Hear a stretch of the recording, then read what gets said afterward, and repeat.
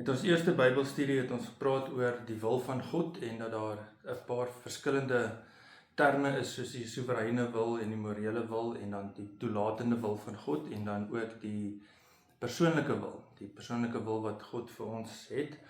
Vanaand kyk ons 'n bietjie na ietsie anderster en ons is so geneig om baie keer die wil van die Here te kompliseer en om net te kyk na al die groot goed in ons lewe. Met ander woorde, ons kyk na al die groot dinge wat ons moet doen, waar ons moet bly, met wie ons moet trou, moet ek universiteit toe gaan, wat se werk moet ek vat. En ons is bang ons mis die perfekte geleentheid van waar God ons wil gebruik. En sit baie keer baie druk op onsself, want ons wil nie die verkeerde ding doen nie en ons wil graag die regte ding doen.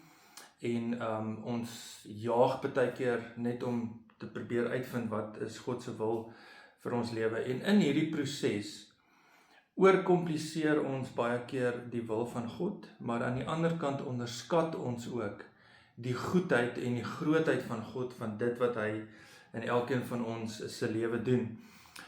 Ons dink baie keer aan die wil van God in terme van wat is dit wat God wil hê ek moet doen. En wanneer ons kyk na vanaand se gedeelte, dan gaan dit nie noodwendig oor die doen gedeelte nie. Met ander woorde, dit wat God wil hê ons moet doen nie, maar eerder die vraag wat ons moet beantwoord: wie wil God hê moet ek en jy word? Is eerder 'n wie as 'n wat. Wie wil God hê moet ek word? Hoe wil God hê moet my karakter wees? Wat wil God hê? Hoe moet ek leef in die verhoudings wat ons met mekaar het, wat jy in jou familie het, wat jy in jou gesin het en aan die einde van die dag ook die verhouding wat jy met God het. Want ons het in die vorige keer het ons gepraat daarvan om die wil van God te verstaan vir jou lewe, begin om die hart van God te ken. Met ander woorde, wie God is en wat hy graag wil doen. So ons dink baie keer eerder net aan die groot dinge wat ons moet doen, hoeveel kinders moet ons hê, wat se universiteit toe moet ons gaan. Jy weet, ons wil belangrik wees op sosiale media, hoeveel followers het ons, hoeveel mense kyk na ons video's, hoeveel mense volg ons, hoeveel mense lewer kommentaar op ons Facebook. En in plaas daarvan dat ons baie keer vergeet dat God wil hê ons lewens moet verander, dat ons ander mense moet word. So die vraag wat ons vir onsself moet antwoord vanaand is: wie is die persoon wie God wil hê ons moet wees? Hoe ons elke dag leef, hoe ons ander mense behandel, hoe ons geld spandeer, hoe ons my tyd spandeer vandag. Nie oor 5 of 10 jaar van nou af nie, maar hoe leef ek vandag? Want Jesus sê vir ons in Matteus hoofstuk 6 vers 34, dan sê hy: moet julle nie bekommer oor môre nie, oor wat julle gaan, want elke dag bring van sy eie bekommernis. Elke dag bring genoeg moeilikheid van sy eie. In Jakobus hoofstuk 4 vers 13 staan daar, dan sê mense sê, weet jy wat, ons gaan vandag of môre sal ons na die stad toe gaan, of ons sal dit doen, of ons sal gaan handel dryf. Hy sê, julle weet nie eens wat môre gaan gebeur nie. Los môre vir homself. Julle is maar net 'n damp wat vir 'n oomblik hier is en dan verdwyn. Julle moet eerder sê, as die Here wil, sal ons lewe en sal ons hiernatoe gaan en sal ons daarna toe gaan. God se plan is dat jy hom soek vandag. Dat jy sal vra, wie wil God hê moet ek wees vandag? Dat ons hom sal dien vandag, dat ons hom sal ken vandag, dat ons hom sal lief hê vandag, dat ons die vrug van die Gees vir ander mense sal uitbeeld vandag. As jy God se wil ken, as jy God se hart wil ken, as jy wil weet wat is God se wil vir jou lewe, die beste manier om uit te vind wat God se wil is vir jou lewe, is om aan Christus gehoorsaam te wees vandag. Dat ons sy wil volg in elke situasie waar ons is. Dat of jy 'n huisvrou is, of jy 'n CEO is, of jy jou eie besigheid besit, of jy 'n boer is, wat ook al in jou lewe gebeur, dat jy God sal dien vandag, dat jy Christus sal dien vandag. Want 1 Tessalonisense 4 vers 3 sê vir ons, hierdie is die wil van God, dat julle heilig sal wees. Hagios is die Griekse woord, dit beteken om afgesonder te wees, om eenkant te wees.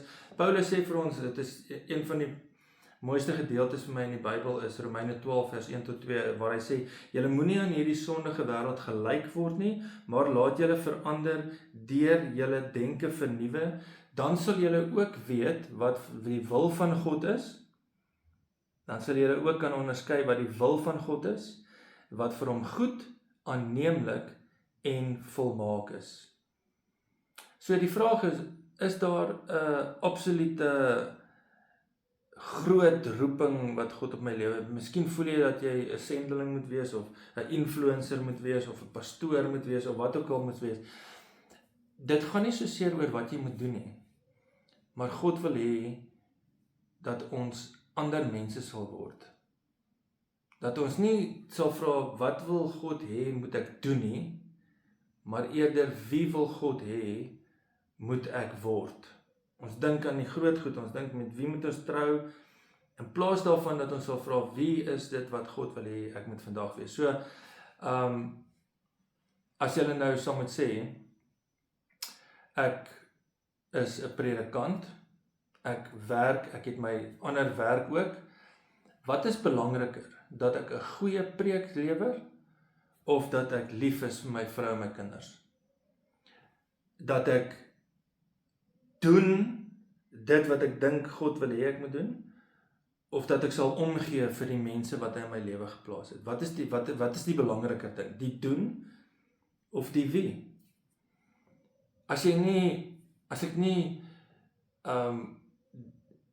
lief het soos wat God wil hê nie, as ek nie die mense rondom my beskerm nie, wat help dit?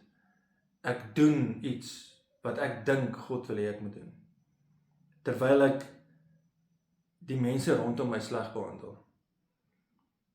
Jy kan 'n goeie prediker wees, en jy kan jou gesin afskeep.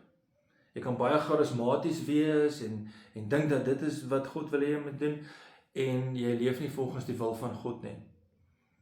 Wat jy ook al doen, jy kan by jou werk wees, jy behandel mense sleg, die mense wat saam met jou werk, en jy doen nie God se wil nie. Jy dink jy werk vir God, maar jy leef buitekant die wil van God. En die Here wil hê dat ons mense moet wees van integriteit. Dat dit gaan nie so seer oor dit wat ons doen nie, maar hoe ons leef vir Christus vandag. So baie mense dink dat hulle sal moet, jy weet, baie keer wonder hulle, of het God vir hulle 'n perfekte plan vir hulle lewe, van waar hulle moet gaan bly, wat se werk hulle moet gaan doen, met wie hulle moet trou, is daar 'n perfekte plan? En die antwoord is waarskynlik nee. Daar's sekere goed binne in jou lewe wat God jou in 'n rigting stuur, want hy wil hê jy moet sy wil doen. Maar die belangrike ding is dat jy hom sal lief hê vandag, dat jy sal leef vir Christus vandag. Want Paulus sê vir ons in 1 Korintiërs hoofstuk 10 vers 31, hy sê, of julle eet en of julle drink, of wat julle ook al doen, doen alles tot eer van God. En hier is die kikker. Jou werk is, ons dink baie keer, as ek net 'n ander werk het, as ek net op 'n ander plek bly, as ek net hierdie goed het, dan sal dit net vir my soveel beter gaan. Maar dan kom Paulus, dan sê hy, maak nie saak wat jy doen nie, of jy nou eet, of drink, of werk, of wat ook al jy doen alles tot eer van God. So my uitdaging vir jou is, môre wanneer jy teruggaan na jou werk toe, in plaas daarvan om te sien hoe moeilik dit is, doen dit tot eer van God. As jy 'n ontvangsdame is, doen dit tot eer van God. As jy 'n dokter is, doen dit tot eer van God. As jy 'n loodgieter is, doen dit tot eer van God. As jy met kinders werk, doen dit tot eer van God. En alles wat ons doen, dat ons nie altyd sal wonder van die groot goed in ons lewe, maar dat ons vandag, dat ek en jy vandag die mense sal wees wat God wil hê ons moet wees, dat ons vir Christus leef vandag, dat ons hom lief het vandag, dat ons wanneer ons gee, dat ons gee omdat ons God lief het vandag, dat wanneer ons mense sien en in verhouding is, en wanneer ons by die werk is, dat ons vir hom sal leef vandag. Want vir God gaan dit meer oor jou verhouding, vir God gaan dit meer oor jou hart, vir God gaan dit meer oor hoe jy mense liefhet, vir God gaan dit meer oor nie soseer wat jy besit nie, maar hoeveel jy bereid is om te gee.